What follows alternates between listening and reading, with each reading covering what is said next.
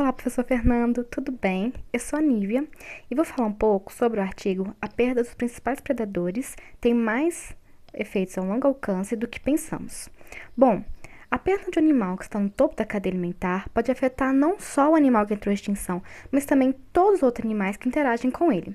Por exemplo, a perda das lontras na ilha de Aleutas afetou todo o ecossistema local. Por quê? As lontras se alimentam de ouriços do mar. Sem as lontras, a população de ouriços do mar cresceu muito. E aí elas começaram a comer as algas descontroladamente. E aí a população de algas diminuiu. E tudo que estava relacionado às algas foi afetado. A população de peixes diminuiu, as águias que se alimentavam desses peixes começaram a se alimentar de outros animais, e pior, o dióxido de carbono, antes absorvido pelas algas, agora é liberado para a atmosfera. Essas alterações, devido à perda de um predador, é vista em diferentes ecossistemas.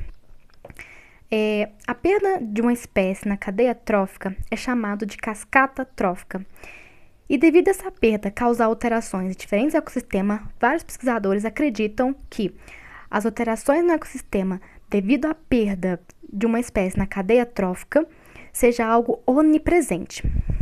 Um dos pesquisadores que pensam dessa forma é o James Estes, que falou que a falta de predadores a perda de predadores causa mudança tanto em locais bem habitados até locais com baixas latitudes.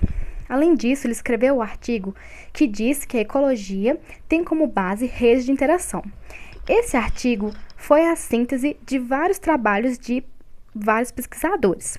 Um deles é o William Ripley, que foi o coautor do estudo do desaparecimento e introdução de lobos cinzentos em Yellowstone. O estudo dele mostrou que, sem os lobos cinzentos, os alces comiam as mudas de árvores e impediam o crescimento delas. Mas, com a introdução dos lobos, houve um crescimento da população de árvores. Por quê? Com os lobos, a população de alces diminuiu e tornaram-se mais ariscos. E assim, eles pararam de comer as mudas, né? Comeram menos as mudas e permitiram o crescimento delas. Só que não foi observado somente aumento nas árvores. Houve um aumento também no número de insetos, no número de pássaros e no número de castores. Mas alguns pesquisadores, alguns cientistas, ainda não acreditam nesse mecanismo. Porém, a grande maioria acredita sim que a ausência ou presença de predadores pode influenciar em várias coisas. Um dos pesquisadores que pensam assim é Paul Dayton. Para ele, isso é uma coisa óbvia. Isso acontece, isso é uma coisa óbvia.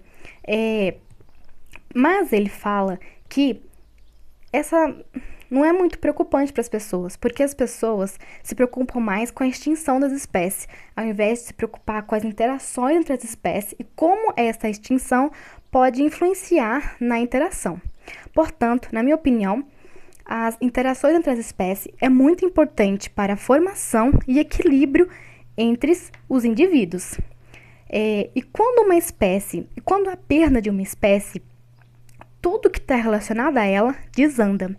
Mas também acredito que, se essa perda não for consertada, ao longo prazo, o ecossistema pode sim evoluir e continuar a prosperar populações e formar um ecossistema.